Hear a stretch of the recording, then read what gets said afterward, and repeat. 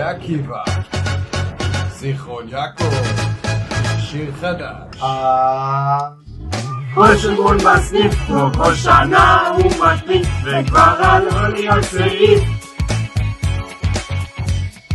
כל שגון בסניף, כמו כל שנה הוא מדליק, וכבר עלה לי על סעיף.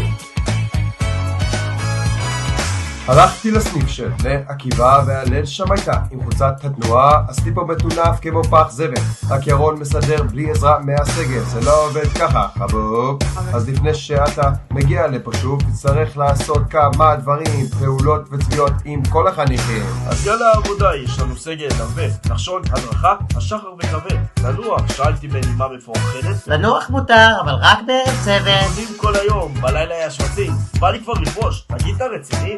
מה אני עושה? בא לי כל הפתאום. תלך לקיוסק, יש שם אחלה מזנון. זה ג'ונגל הסניף, תגיד לי מה נהיה, לפחות יותר טוב פה מבנימינה. אז די להתלונן, יש פה חודש מדהים, חפלות, צחוקים, מי מחניכים? בנה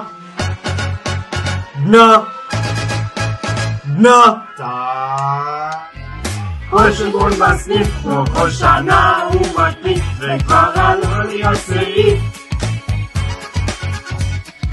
כל שגון בסניף, כמו כל שנה הוא מדליק, וכבר עלה לי על סעיף.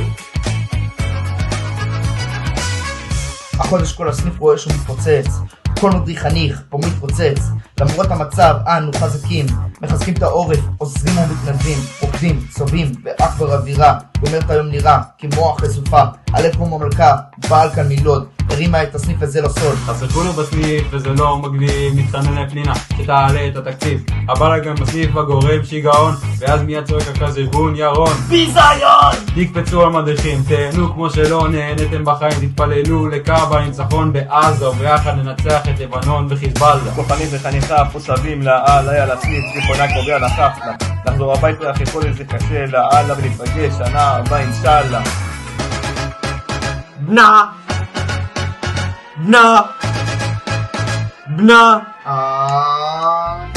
כל שגון בסניף, כמו כל שנה הוא מדליק, וכבר עלה לי על סעיף.